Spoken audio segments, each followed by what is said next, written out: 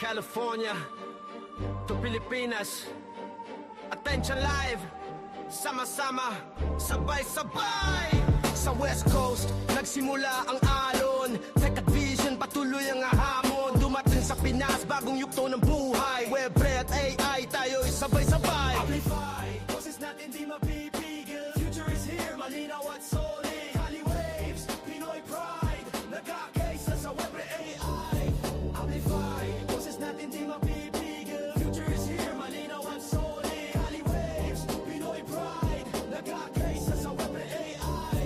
Pinangunahan ni Riza, gabay ng team Filipino spirit, abot ang dream. Sa bawat mesa, boses ay malinaw. Pinoy sa mundo, taas noo, matatag. Pinangunahan ni Riza, gabay ng team Filipino spirit, abot ang dream. Sa bawat mesa, boses ay malinaw. Pinoy sa mundo, taas noo, matatag. Amplify, boses natin di mapipigil. Future is here, malinaw at solid. Kali waves, Pinoy pride, nagkakaisa sa web AI.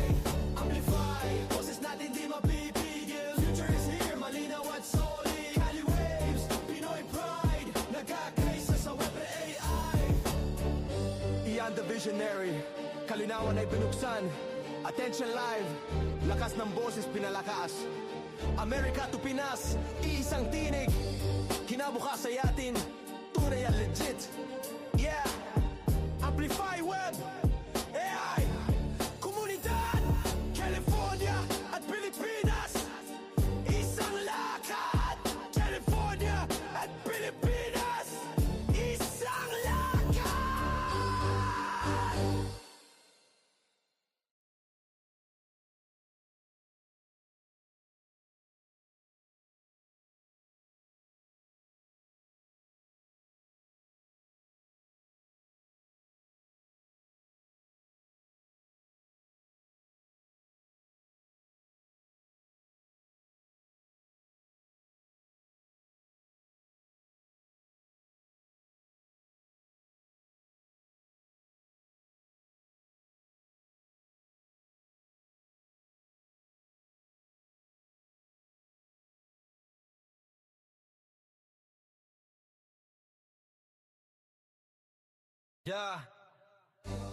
California to Pilipinas.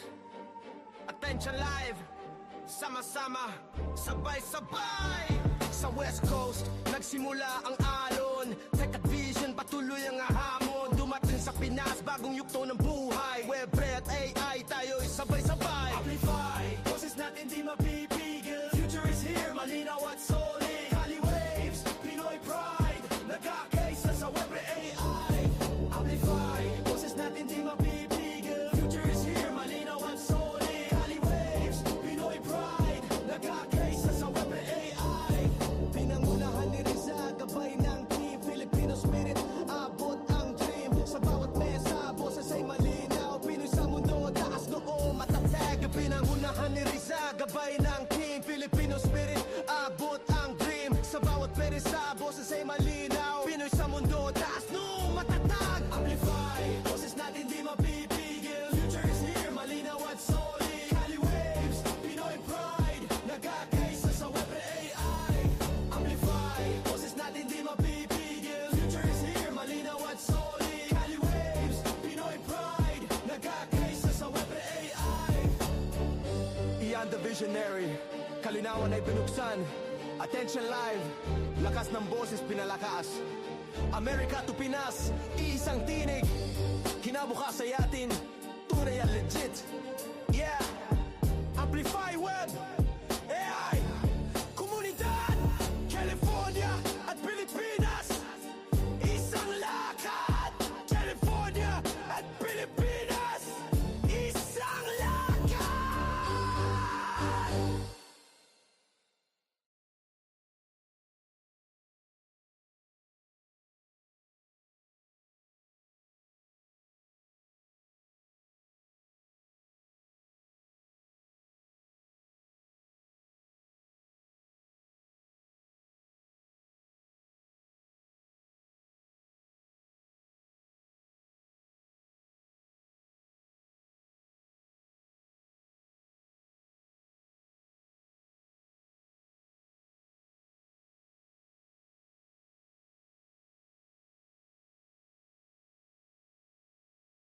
Yeah, California to Pilipinas.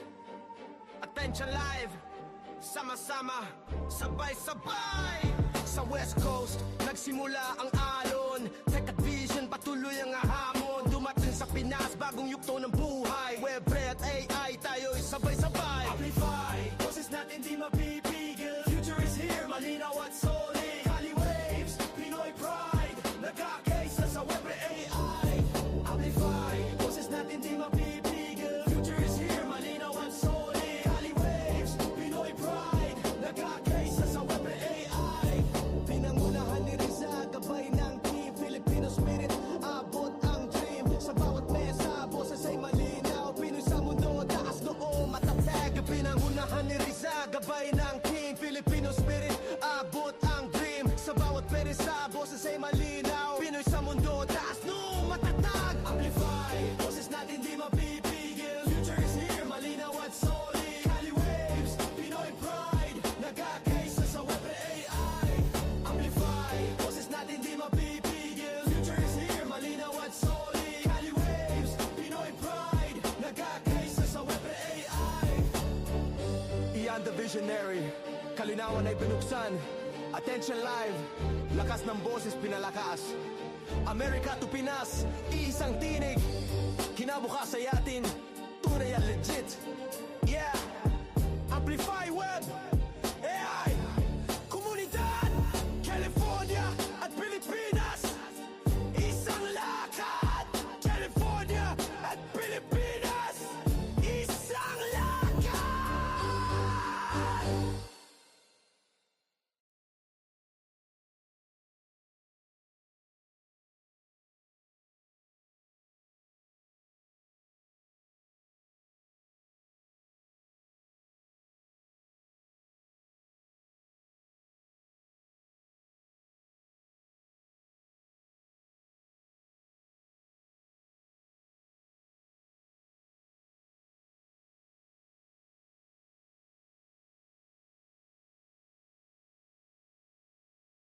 Yeah, California to Pilipinas. Attention live, sama-sama, sabay-sabay. Sa West Coast, nagsimula ang alon. Tech at vision, patuloy ang hamon. Dumating sa Pinas, bagong yugto ng buhay. Web, at AI, tayo'y sabay-sabay. Amplify, boses natin di mapipigil. Future is here, malinaw at solid. Cali waves, Pinoy pride, nagkakaisa sa web AI. Amplify, boses natin di mapipigil. Future is here, malinaw at solid. Cali waves, Pinoy pride, nagkakaisa sa web AI. Pinangunahan ni Riza, gabay ng team Filipino spirit, abot ang dream. Sa bawat mesa, boses ay malinaw. Pinoy sa mundo, taas noo, matatag. Pinangunahan ni Riza, gabay ng team Filipino spirit, abot ang dream. Sa bawat peresa, boses ay malinaw. Pinoy sa mundo, taas noo, matatag. Amplify, boses natin di mapipigil. Future is here, malinaw at solid. Cali waves, Pinoy pride, nagkakaisa sa web AI. Amplify, boses natin di mapipigil. Future is here, malinaw at solid. Cali waves, Pinoy pride, nagkakaisa sa web AI. Iyan the visionary, kalinawan ay binuksan. Attention live, lakas ng boses pinalakas. Amerika to Pinas, iisang tinig. Kinabukasan yatin, tunay at legit. Yeah, Amplify Web,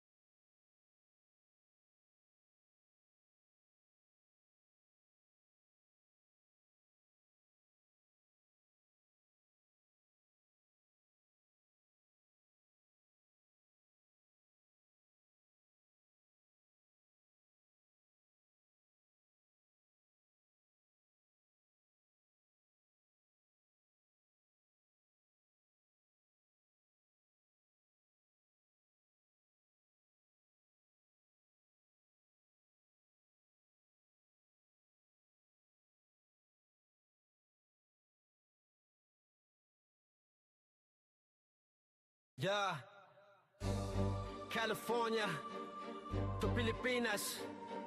Attention live, sama-sama, sabay-sabay. Sa West Coast, nagsimula ang alon. Tech at vision, patuloy ang hamon. Dumating sa Pinas, bagong yugto ng buhay. Web at AI, tayo'y sabay-sabay. Amplify, boses natin di mapipigil. Future is here, malinaw at solid. Kali waves, Pinoy pride, nagkakaisa sa web at AI. Amplify, boses natin di mapipigil. Future is here, malinaw at solid. Kali waves, Pinoy pride, nagkakaisa sa web at AI. Pinangunahan ni Riza, gabay ng team Filipino spirit, abot ang dream. Sa bawat mesa, boses ay malinaw. Pinoy sa mundo, taas noo, matatag. Pinangunahan ni Riza, gabay ng team Filipino spirit, abot ang dream. Sa bawat mesa, boses ay malinaw. Pinoy sa mundo, taas noo, matatag. Amplify, boses natin di mapipigil. Future is here, malinaw at solid. Kali waves, Pinoy pride, nagkakaisa sa web at AI. Amplify, boses natin di mapipigil. Future is here, malinaw at solid. Kali waves, Pinoy pride, nagkakaisa sa web at AI. Iyan the visionary, kalinawan ay binuksan. Attention live, lakas ng boses pinalakas. Amerika to Pinas, iisang tinig. Kinabukas ay atin, tunay at legit. Yeah, Amplify Web, AI, komunidad, California at Pilipinas. Isang lakad, California at Pilipinas. Isang lakad.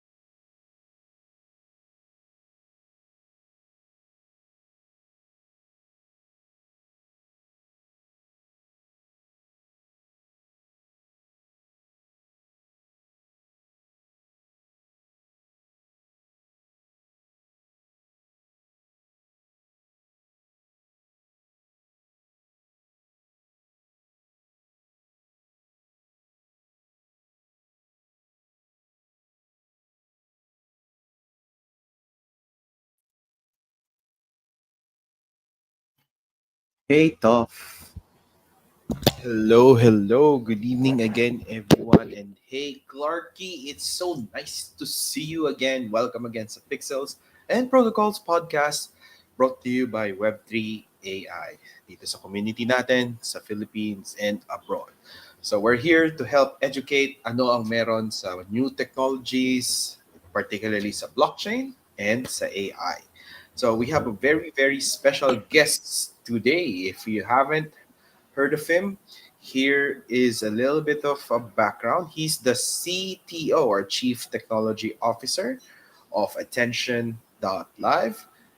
And of course, we'll be asking him questions on how he built innovative products in the tech space. So as we know, most Filipinos are trying to explore the tech space. Maraming takot, maraming nag-iisip kung papasok ba sila dito. Siyempre, why patience is important. Sa tingin mo, Clarky, bakit kailangan makinig na audience natin about this topic today?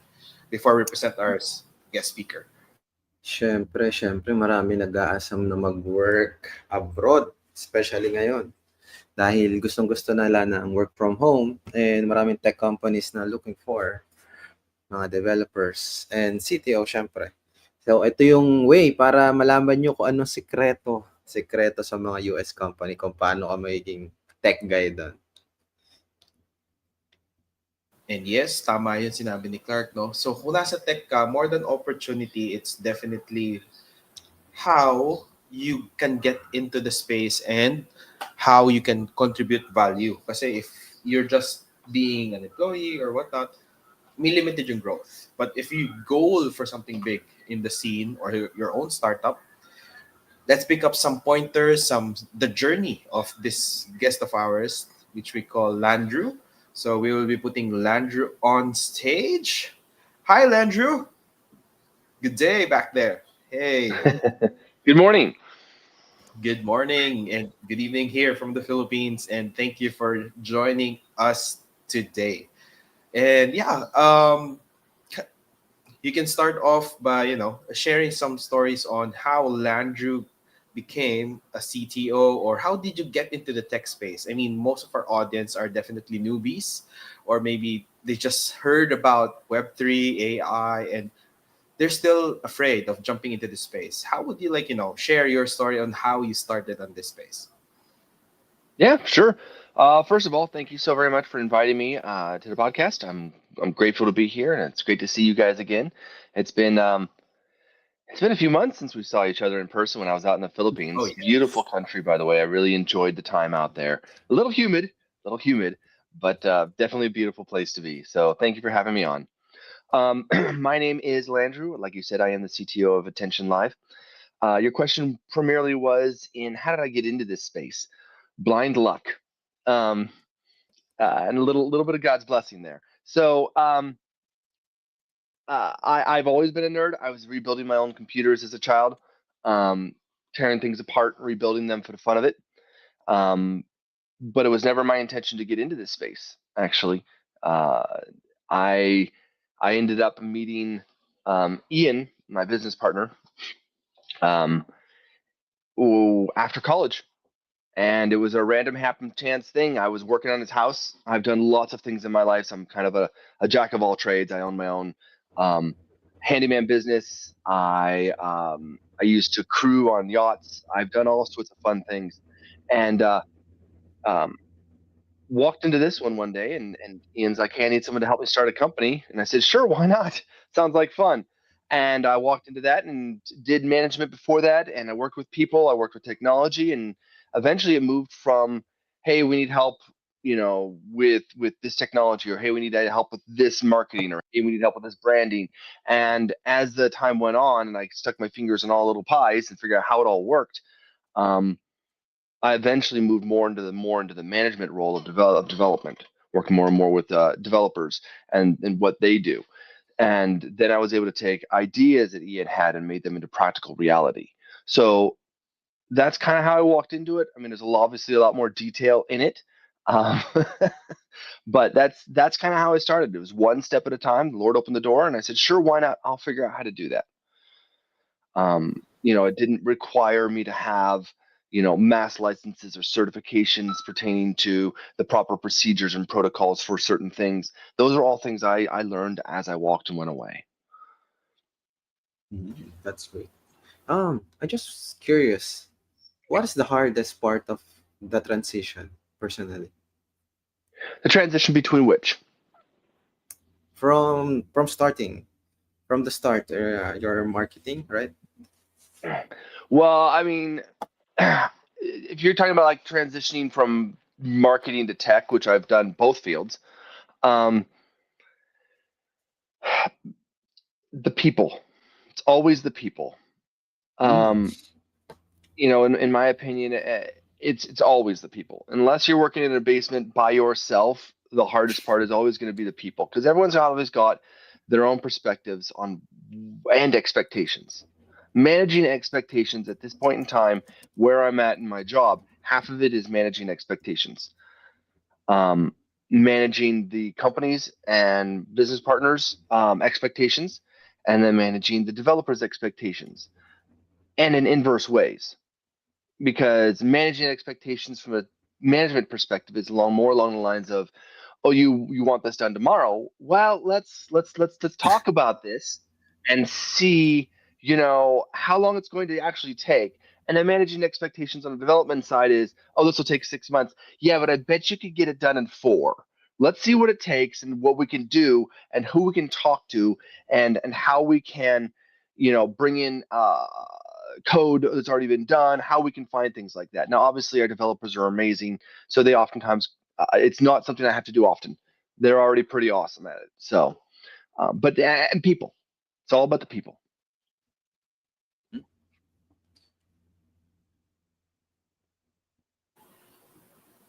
Just to add to what you said, right? No, Mhm. even for me, because I wasn't in the tech space, I wasn't in Web3, I wasn't in AI before everything. I was in the medical field, mind you. So it's really a very big jump, and the people definitely have different angles or viewpoints on how things are happening, and coming from an entry level position maybe or to a management position, there's also that transition there because he didn't start of course as a boss or as a team leader, and those are probably most of the things that would be what we would be encountering or requiring us to grow from, because we're usually starting off as an entry level position, we just get to do tasks, and like you mentioned, part of your work is dealing with the people, and it could be those higher and lower than you, especially if you're a middle manager already.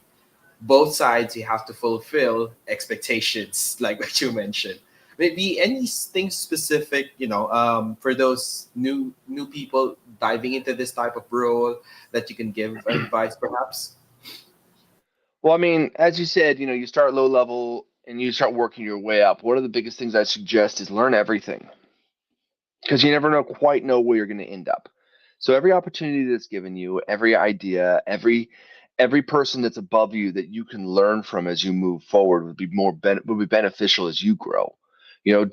Don't be stuck in the idea of, hey, I'm just going to be a low level guy. I'm going to be right here. I'm not going to do anything. No, you should continue to strive to learn, not only through reading but also through watching other people do things, interactions. Take every opportunity you can to continue to grow so you can better understand any position you walk into. Um, Specifically to your question, um, about actually moving through into those positions, it's scary sometimes. Responsibility oftentimes is scary. It's can I do this? The more you can absorb before you're stuck in that position or have that opportunity, the better. Um, because it will give you the tools necessary to be able to take on those positions. Watch your managers, watch the tech people. Don't just watch the managers above you. Watch the tech people below you. See how they interact with your product. See how they are doing the development. See how they're doing the programming. See how they're doing the management internally. Learn all of those things so that when you're in those positions, you can better understand them and be able to work with them. I love what you said about responsibility is scary.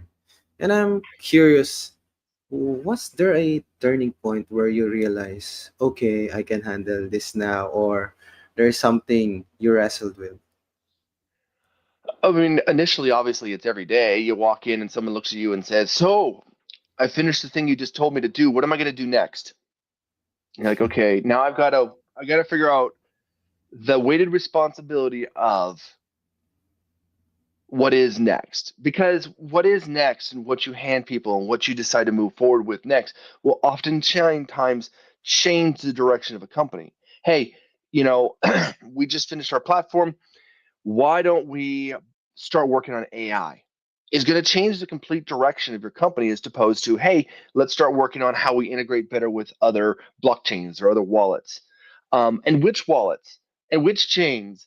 And with the way the blockchain technology is moving, one chain a year ago was super popular, and now that one chain is not so much. And the region that you're in, that chain is not as popular as it was before, and now another chain is. And so, um, a lot of it falls back on making those decisions daily. Was there a single turning point? Um, for me particularly, there was not. But I'm sure that a lot of people do when suddenly their boss, calls them in and says, "Hey, I need you to take over this development," or "Hey, I need you to take over this processing." However, as I said before, the more and more you learn from those under you and those above you while you're in those lower positions, the better prepared you'll be for when those do happen. Um, no one just usually walks into a vacuum. You try and make sure that you're prepared for it as much as possible. That's great advice. And I would just want to ask if someone is stepping into their first leadership role and feeling the same fear, what advice you can give to them?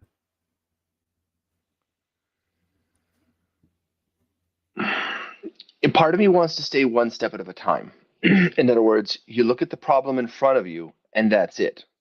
But the other part of me is you have to look beyond that problem. So it's a mixture of both. And that doesn't quite make sense. Instead of looking at all the problems and all the potential issues coming up, you look at the singular problem and all the potential issues from that singular problem. So it's both. You take a look at, like I said, someone comes up to you and says, "Hey, where do I start?" Okay, well, that's on my plate now. Where do you start?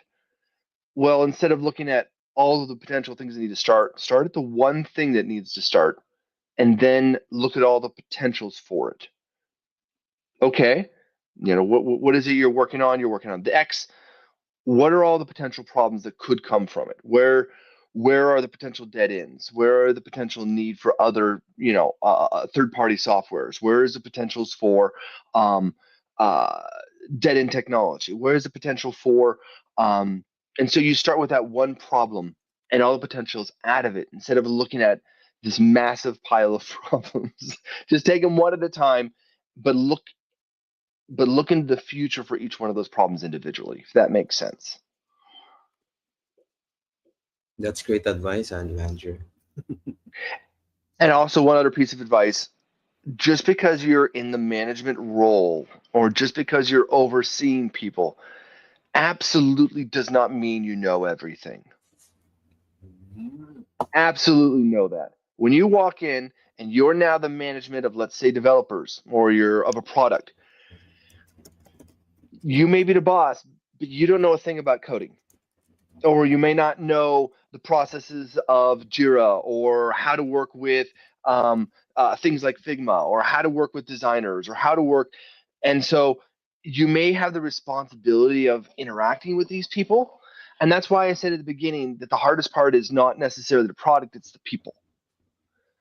Is because you need to learn to walk up to a designer and with authority be like, "Hey, let's see if we can get this working." But you are not the professional or the expert when it comes to designs.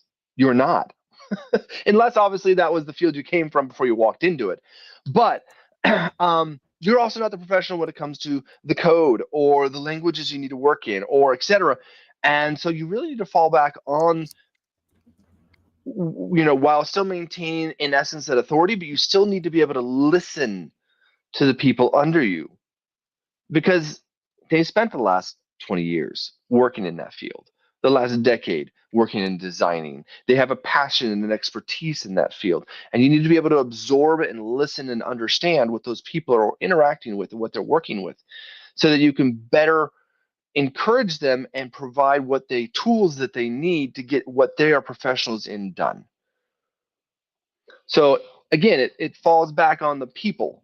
Jack of all trades, master of none. You still need to be able to interact and learn from those people. Never I walk love into a leadership position saying, "I'm the boss, I know what's best." Doesn't end well. I think that's fairly common. What do you think, Clark? Like most people who are put into positions, they kind of like put themselves on top of a pedestal of sorts, and like demand that respect that I'm the best person in the group or whatnot, and then just try to like, micromanage people, something like that. What do you think, Clark? At least from your lens. I think the best leaders are the one who admits that they don't know everything. Hmm. Boom. Yep. No. And these are people that definitely know how to be vulnerable and how to be that assertive as well. Because, like Landrew said, communication is very important. It goes both ways. You're not just a person that knows it all. Because even if you are in the same field, you cannot know everything.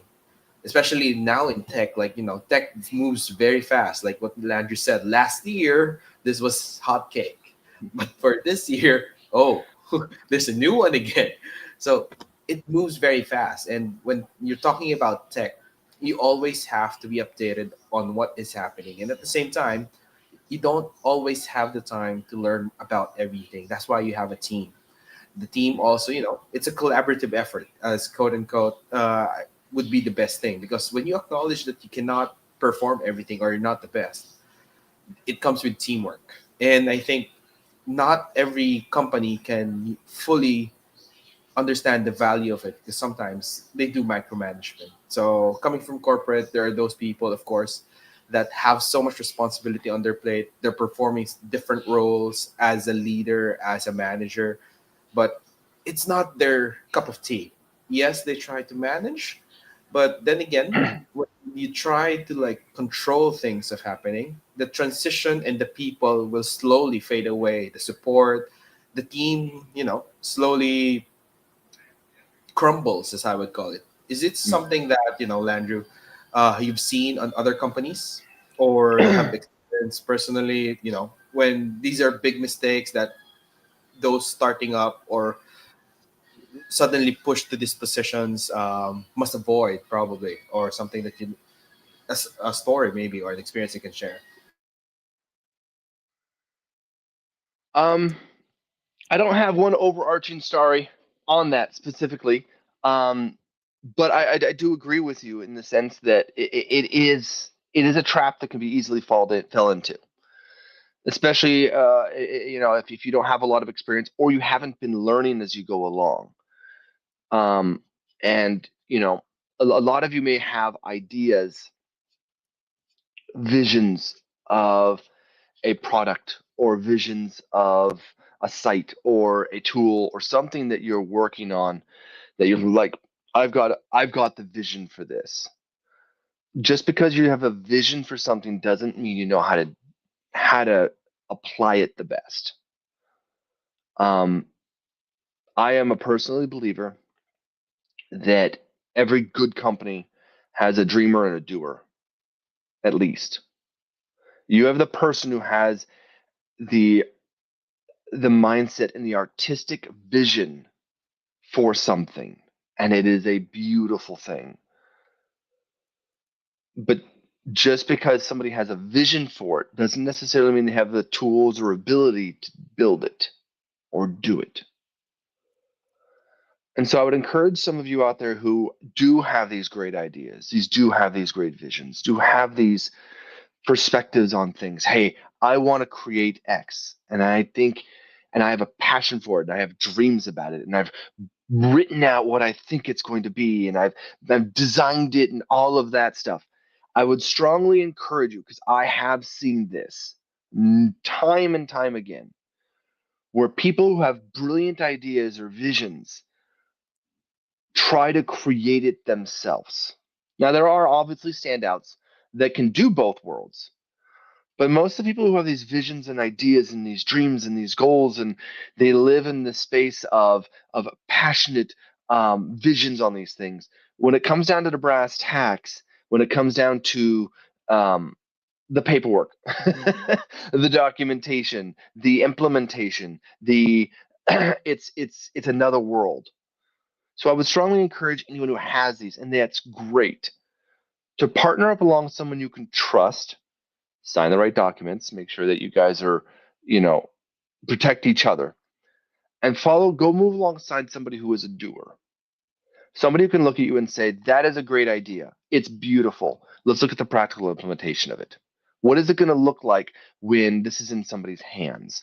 What kind of documentation, what kind of copyrights, what kind of legal framework do we need to set up? What is it going to look like, when we get 10,000 orders in one day because it's popular? These are, brass tacks, ground level. Do we have enough server space? Do we are we going to be able to grow at the right rates? These are things that complement and walk hand in hand with those people with the vision. I know that wasn't an answer to your question, but I do encourage people to find people you can walk alongside with. Because again, as we said before, you can't do everything. You're gonna want people with you that are experts or professionals or mindset towards the more practical application of things. Great. That's great advice. But I'm curious, how do you know when to pivot an idea? How do you know when to what? I'm sorry. To pivot an idea. Like to switch a current Yeah. idea,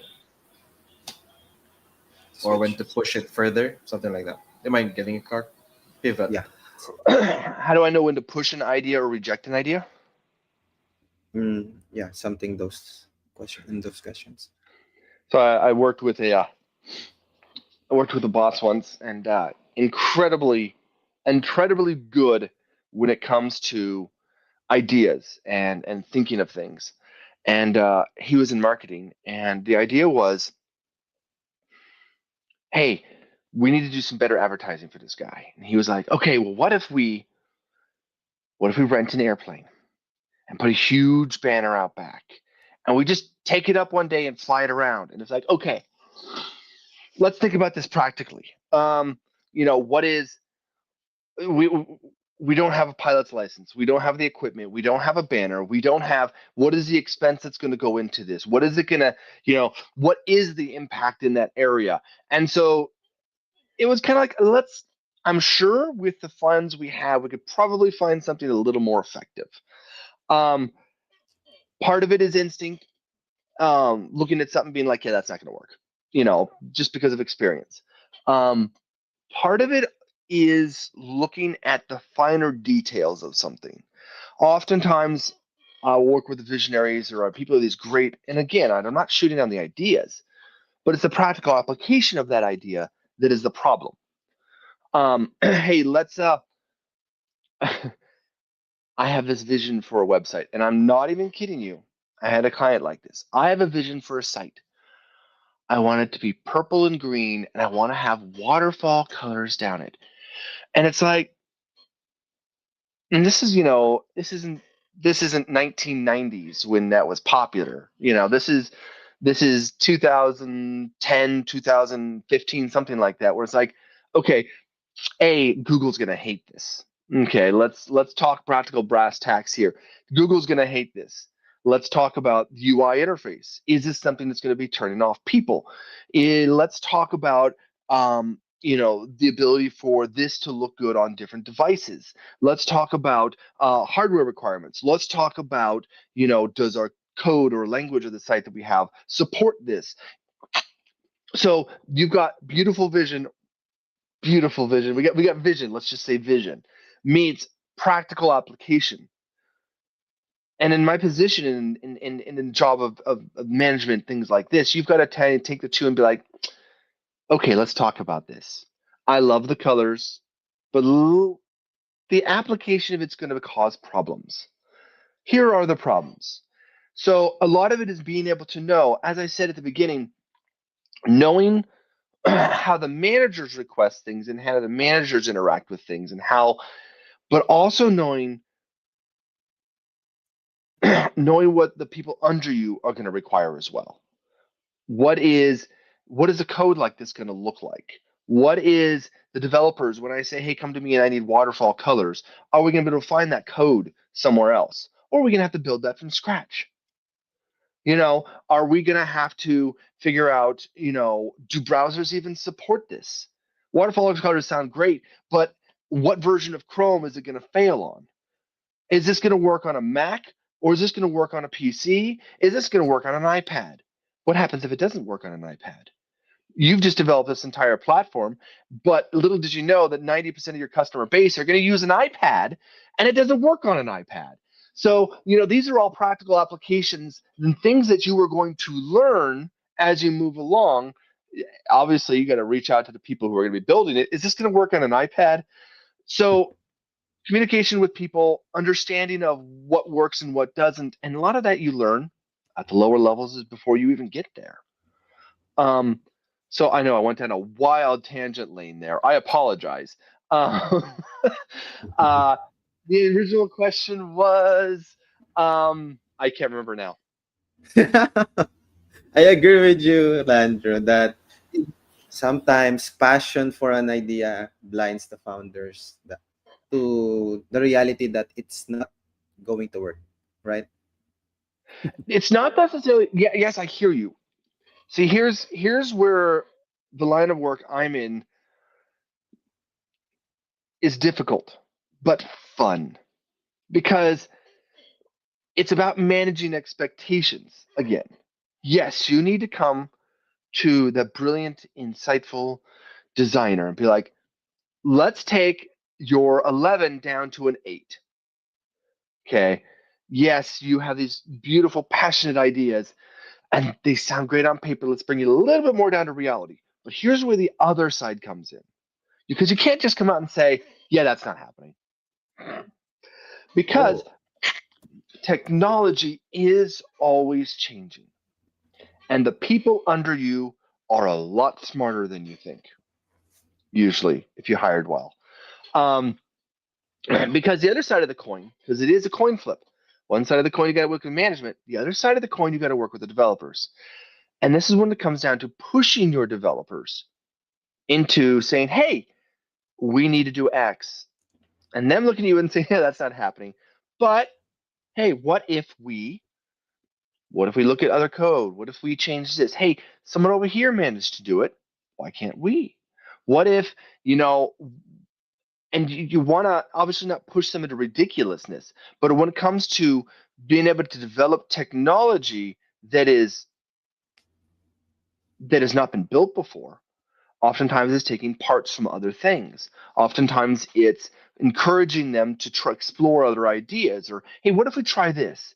And listening to them, because a lot of times they'll go out on their own tangent. Because again, this is their space. This is their world. This is their passion a lot of times. So if you be a big good developer and you say, hey, let's stretch ourselves, what if we try doing something outside of the box?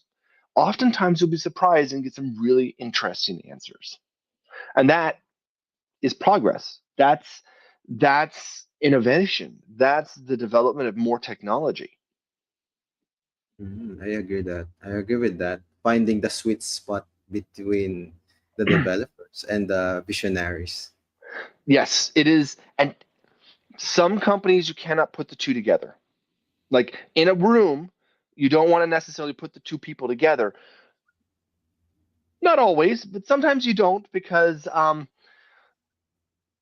interactions don't go the best. Because of, again, expectations, which is, again, the fun job of managing expectations. People, managing the people more than the technology. I agree. Because the people build the technology, whether it's the visionary visioning what it's going to be, or the people actually typing the ones and zeros, not literally, you're going to have people doing it. Now, whether this will apply in 10 years when it's all AI is a whole nother ball game of, don't have to deal with people anymore. I can just, hey, Grok, build me a website that does this and it's done. And you're like, okay, well, that's it. I don't do it with people anymore. Yeah. So you're not managing any intelligent and emotional being anymore. You're just talking Correct. with the AI. Prof, I think you have a lot of list of questions there. Yeah, I mean, before the questions, let's introduce our third co-host who just got in. Hi, Juju. Oh, Juju. Hello. Hi, Landrew. Sorry. Um, I lost internet. Yeah, With the it's a rain. storm right now. Yeah, it's. That's part that's part of the technology. I hope you Yeah, guys are safe out there. yeah, Well, we're it's all good to have good. you back. It's good to see you again. Thank you, Landrew. You guys.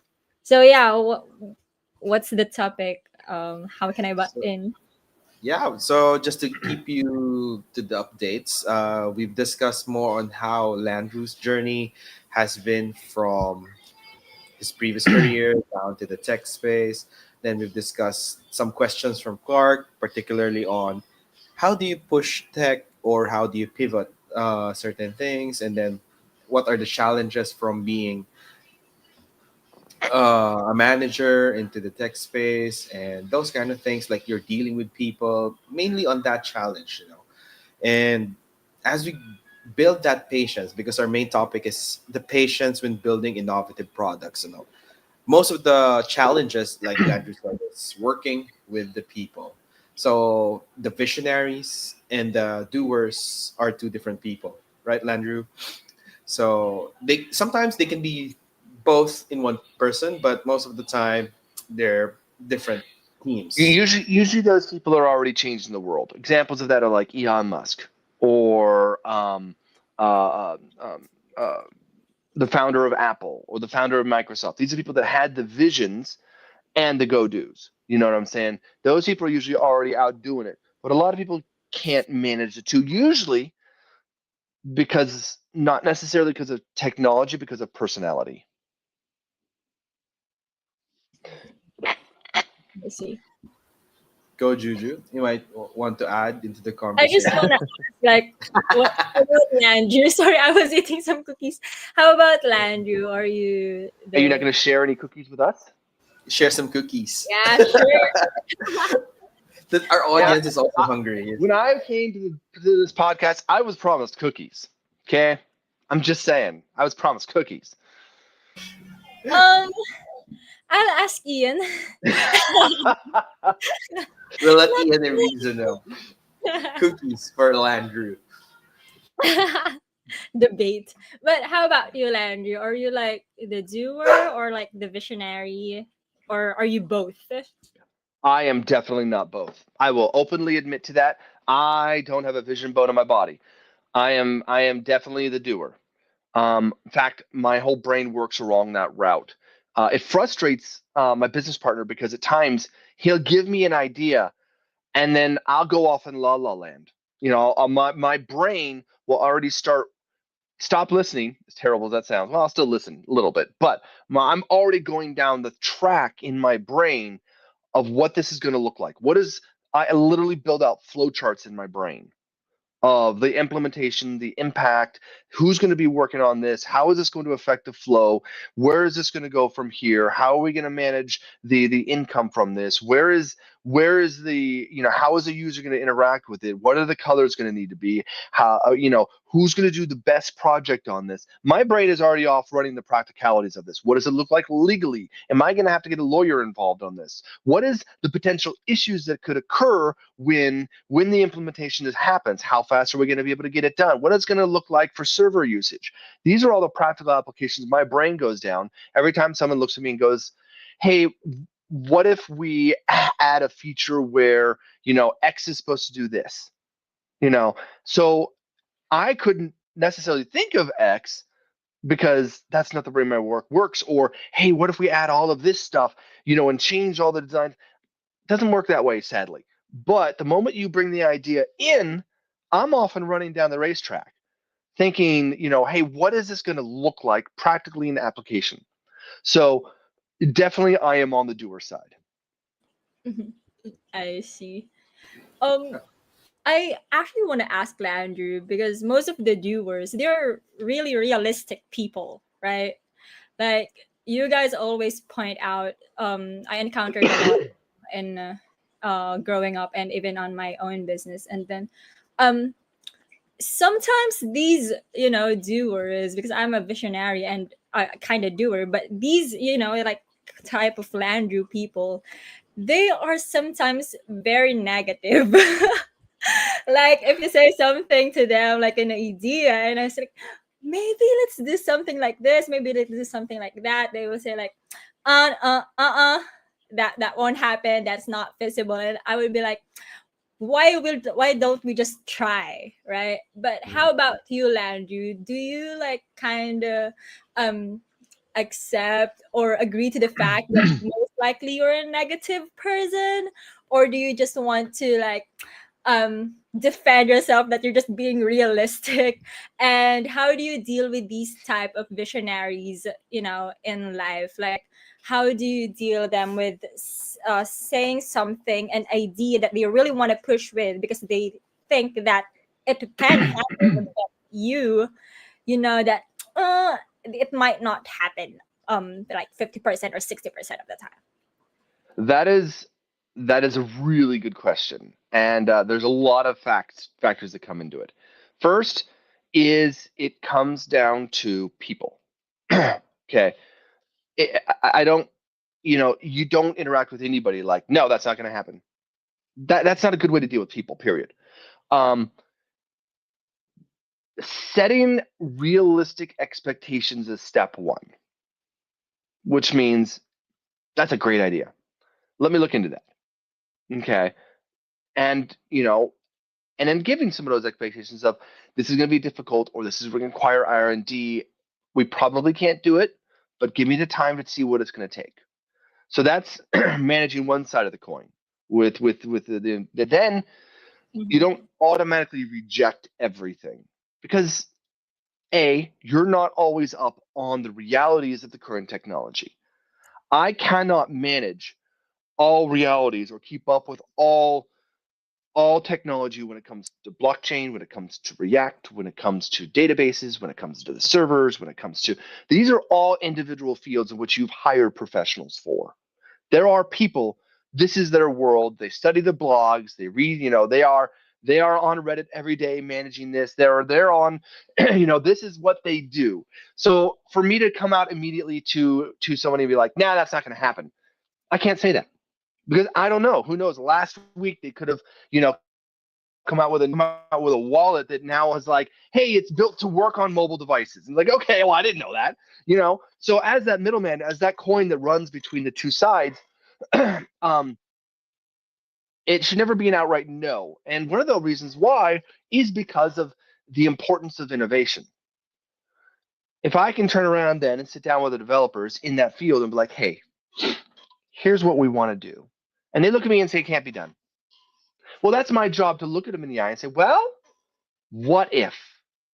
And then give them the tools to allow them to say no again.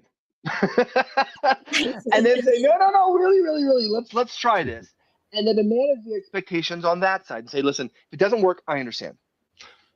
But here's the time you need. Take a couple hours on this, study, research, call and phone a friend, whatever you need to do. Let's take a look into seeing what we can do to make as much of this possible as possible. And once I'm able to get an answer back from them, then I've got to take and fold and mold in that into something that can be used practically. Okay. Because you got the visionary who's got this, 11 idea of what I want. Okay. Then I got to go to the developer and I can get a 7 out of them.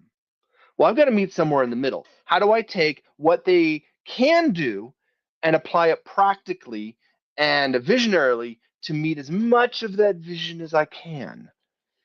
Because I probably can't meet all of it, sadly. I can try. And when I can, it's a beautiful thing, but that's not always practical. But in that, obviously, it's taken R&D, it's taken resources, but we've done our best to be able to meet the vision that is requested. So it's a management of people. Really, technology is a management of people. Mm-hmm. Like I said before, up until AI comes along, then it's just a manage of AI. Yeah, thank you so much, Landry. That's such a nice insight. It's more of also like practicing your communications. And I also like what you said that you are both like you're at the middle of both at the middle of the coin. So that's such a nice. How about you, Clark? Let me do say this, and this is what you need to understand. Because with every middleman, CTO, technology, the guy between the two, there is the downside, and that is that, and this is the hard part. When something does go wrong, it's usually your fault, or should I say, everyone blames it on you. Website's not coming up. Landrew, what are you doing? Technology's not working the way you expect it to. Landrew, what's wrong here? What's the expectations were not set, or there was issues with the development. It's my fault. When we're getting to the point where, so you have to understand and be able to manage the fact that you are in the middle, managing both expectations. But when rounds are fired, you're in the middle. If that makes sense. Yeah, definitely. Thank you so much, Landrew, for Addition with explaining it. that, Mhm. sometimes they said that developers are not good communicator, but they are good in problem solving. It's that true, Landry? And I say this with the caveat that not everyone. For a majority, yes. And I think that phrase needs to be added on to. Again, it's not that they're poor communicators. They're great communicators. They've got family. They're great. They're not a nerd working in the basement usually. Usually they are people with normal lives and they're good at communicating. Are they good at communicating with management, or are they good at communicating with visionaries? Are completely different things. Okay. So good communicators, yes. Again, I'm not going to insult or put down our incredible developers at all. They're great people. They're great communicators.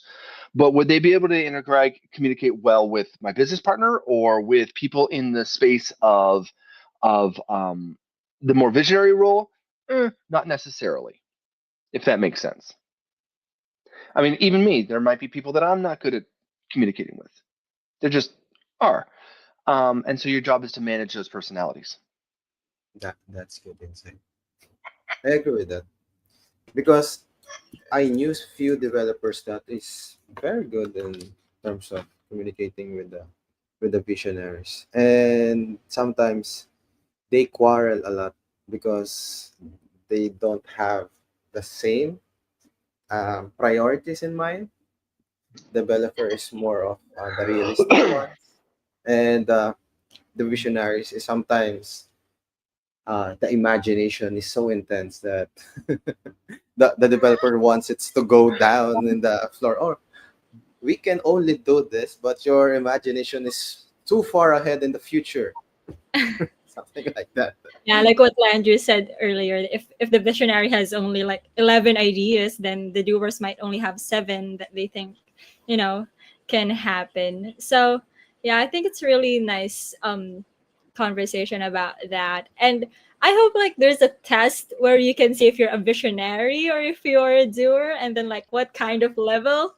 Maybe you're like intense doer or intense visionary. But yeah, how about you, Clark? Like, are you and I think you're a doer because you're a designer and Um, I'm a doer, but still a doer.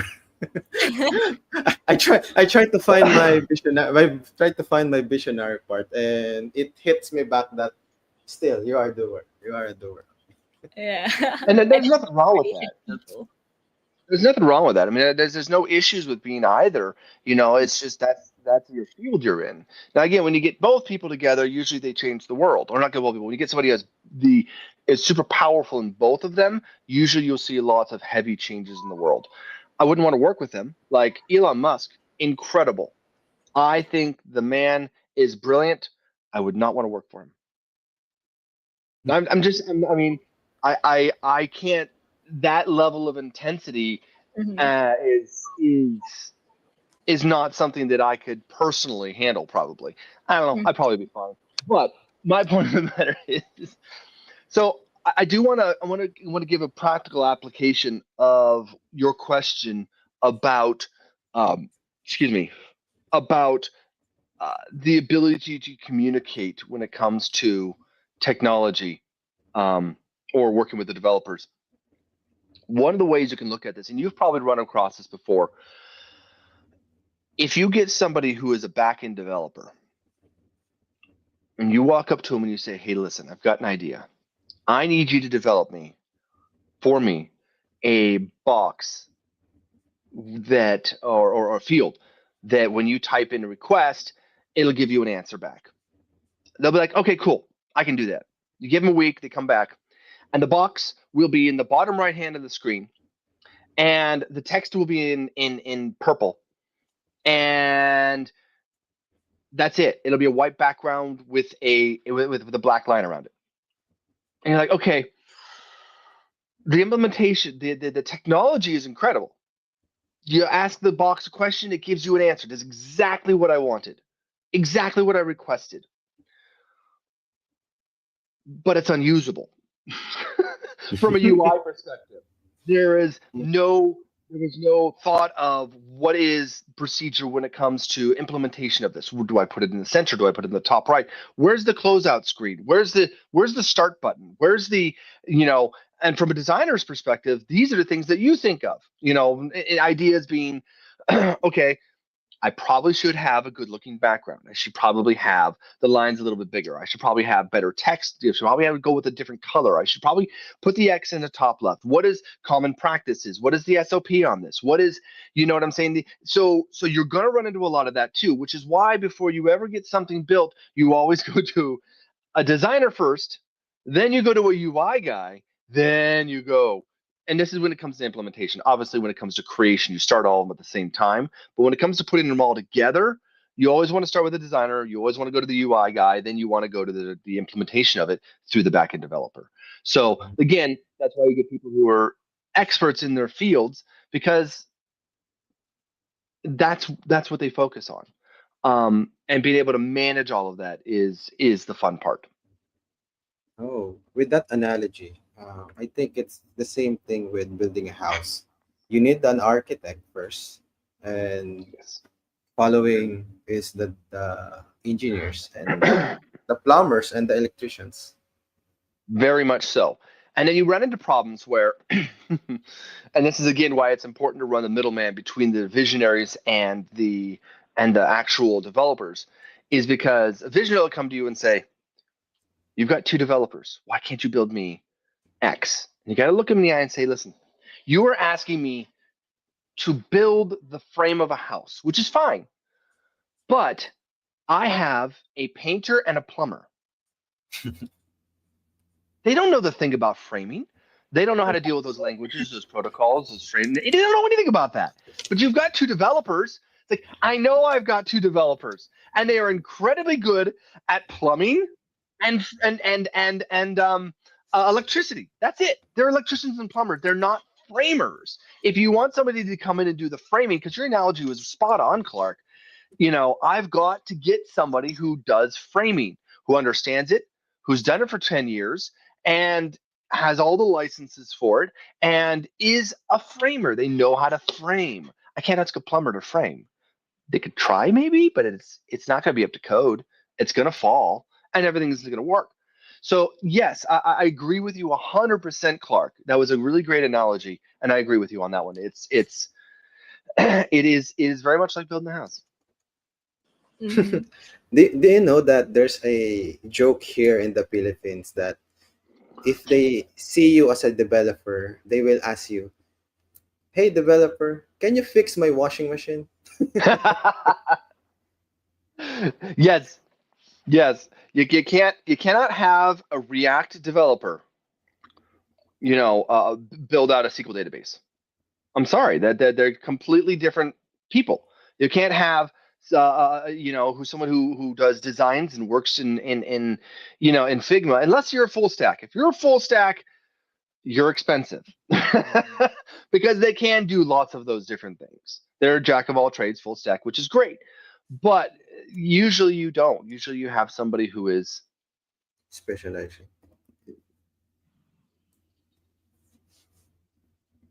and that's Right. another gear of management. Do I Mhm. hire a full stack who's 2 to 3 times the price, but can do all the things, but he's going to take a third to 3 times the amount of time to do it because there's only one person doing it all. He can't build the SQL database at the same time he's building a UI, but he's 3 times the price. He's going to be slower, but you also don't have to hire as many people. Again, management and juggling of people.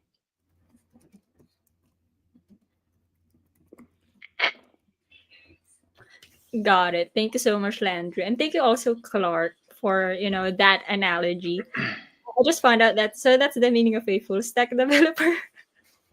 Congrats. Now you know. Full stack is I like just a jack of all trades, I just right? searched it while I was listening. Oh, okay, so that means a full stack developer. So it definitely like an end to end or one man team. Okay, thank you so much. How about you, Top? I'm more of a doer, but trying to shift into the visionary, but it's kind of hard, of course. Most visionaries should have a team because they don't want to be both at the same time. It's quite hard. Like you're juggling two types of brain every now and then. So you want to do this, you want to do that. You only two hands and 2 feet. So that's Yeah. probably one of the things. When you are a visionary, that's the time you focus. Like you're a CEO. you have a team with you, and that's where you execute. So if you're still a doer, you start off refining those skills so that when you find someone you can work with, that's where you try building on that. So I don't want to go full stack because it's kind of, you have a good pay, but kind of do everything. You're like the plumber, you're the architect, and whatever, everything in the house. Mhm. Yeah. Well, definitely, like I think at all things we do, you really need to find a partner. You don't really need to get a full team of doers. You just really need someone that will believe in your ideas and that will trust you. So, yeah, I see them like they are both two superheroes at the same time. There's no sidekick, there's no like the main character, just two superheroes that wants to do, that's wants to do something um that can change the whole world. So yeah, what is our next question? Top. Yeah, well, we're almost at the end, so let's probably build up some of the key lessons. And what would a CTO do, and why does it matter in an organization? Since you've built up the task, working with people, so let's drill down further on the role itself. So that's probably the top of the top when you're like in tech. How do you like frame it, Landrew? It depends on where you're at as a company. If it is you and your business partner sitting on a couch doing the work, then you wear all the hats. If half the hats, should I say. As your company continues to grow and change and you get more and more people, obviously you set off hats to other people. Hey, I no longer need to manage the marketing. Hand that to the marketing guy, the new head of marketing. You don't need to do, I no longer need to do maintenance on things. So take that hat off, hand that to somebody else. I don't need to oversee Amazon sales anymore. So I got to hand that hat off to somebody else. These are examples of things that, as you take more and more hats off. So that's why I said it kind of depends on what stage you are in your company. And a good manager is one that is always looking for good people to give his hats away. You don't want to hold on to those hats. You'll burn you out, and it is not efficient or effective. You want to hand it off to the professionals. This guy has been working on Amazon sales for 30 years, and this is all he does, and this is his passion and love. Please give him that hat and stop holding on to it. Don't do it. Give that hat to the guy who knows what he's doing. Okay? Just you'll burn yourself out if you wear too many hats. That being said, your original question was, what does a CTO do? I have no idea. I'm just here for the ice cream. No, a good CTO is one that obviously manages and the people above and the manages people expectations of the people below, as well as takes a vision and creates something out of it. That is the goal. The underlying goal is to take a vision and build something with it. Now, what it takes to build that something changes. Depends on what needs to be happen. Depends on how many people you need to build it. Depends on how many what technologies you need, who you need to work with the implementation of that. Taking a vision and making it a practical reality. That's pretty much what it is in the tech space, and how you manage that. That's great insight, Andrew. To be honest, I want to talk more about this, but I just want to have this one last question. I cannot miss this. Looking back on the past years, what mistakes you made early on that actually taught you the most?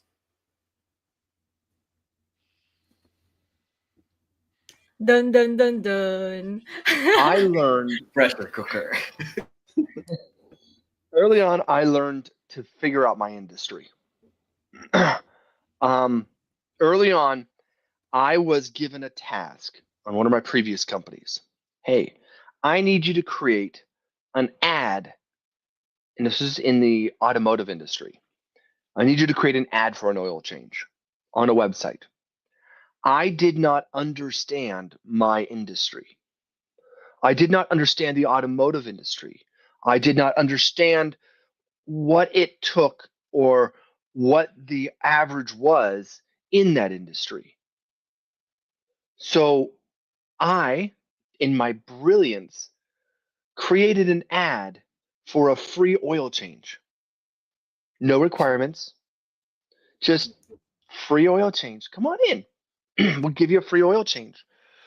No, come in for free oil change if you spend $400 or more. No free oil change if with windshield wiper fluid. No actual deal. It's just a straight up.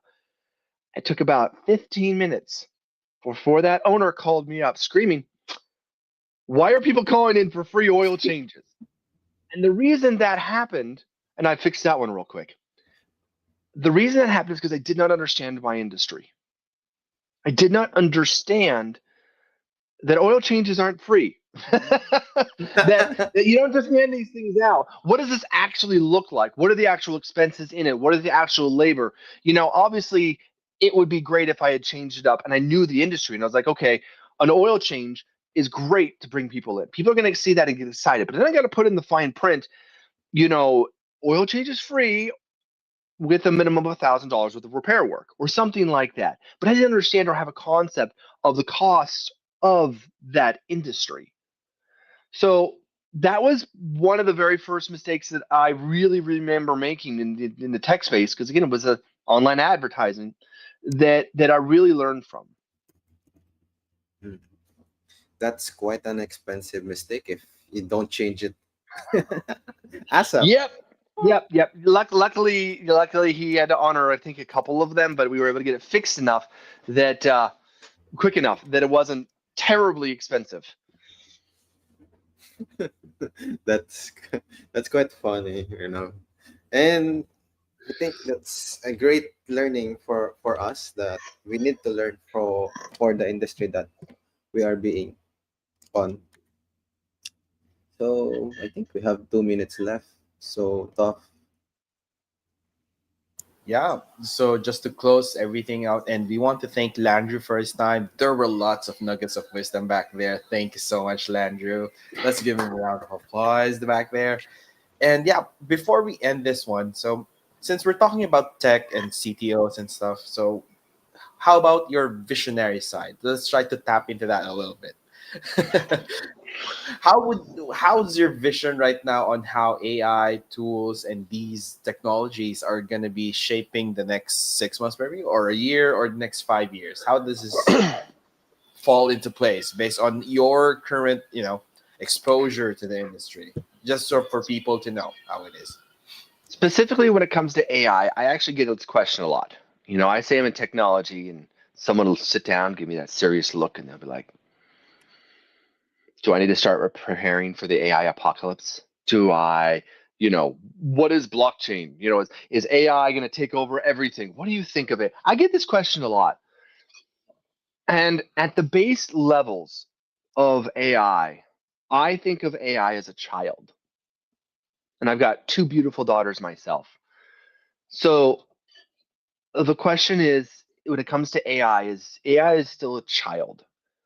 How every AI is a child, because it's a learning, it's a learning mechanism. All it does is learn what's going on around it, just like a kid. The question is not the AI. The question is, who are the people teaching the AI? Because any child is going to be a product of their parents. So, when I see someone's like, oh, it's got a new AI, my first question is not always, what is the AI? What can it do? My question is, who's training this AI? Is it a foreign country? Is it a corporation? What are their standards? What are their beliefs? Who is building this? Because that is going to affect what are the politics in that country? What is going on behind the scenes before I even begin to think of the product? Okay, because the parents are going to determine oftentimes who the child is going to be. Because that is the question. Because even if it's the most efficient and the most productive and the best AI we can find, if it's developed by a foreign nation with alternative interests that does not necessarily have other people's opinions or freedoms or values in place, then that's a dangerous tool. Does that make sense? If it's a company that is only interested in pushing their products, or they're only interested in in pushing their beliefs or their standards or their ideals, then what you're going to get out of it is not necessarily good. In the development space, we have a phrase. I'm sure everyone else has their own. The alternative is garbage in, garbage out. If you put bad data in, you're going to get bad data out. And the same concept is with AIs.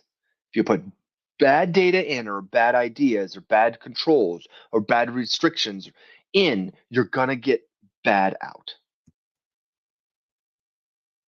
I agree. Basically, children is like a blank canvas, and we are the user of those AI, and we are like it. We are like the brushes of, and we are painting those blank canvases. Yes. I went down a tangent there, but hopefully I answered your question. Yeah. Well, it has been really a fruitful discussion, and from tech to actually, treating AI like a baby. Whatever you feed into it, it becomes what it is. So just like your kids, and just being a good parent in tech, because definitely tech is a product of human imagination, or the doers, or those who are actually engaged in the scene. So for those who are trying to jump into this one, find who you are. Are you a doer or a visionary? That usually start as a doer. Just some key takeaways, and definitely, where can you find Landrew, just in case they want to follow you, or like engage with you in social media, because you've just shared to us so many nuggets of wisdom, and maybe they also want to know if you're speaking out, or doing something else. Are you like doing those things right now, just for them to know? I am not really doing any speaking. I'm going to admit, I am a doer. I'm not a big fan of being in the front or on the stage. Again, this is why it was important for me to partner and work with somebody who is excellent at that, because this is actually the very first interaction with people that I've not. That sounds really weird. Interaction on podcasts or speaking that I've done in business, because I much prefer to be the guy in the background.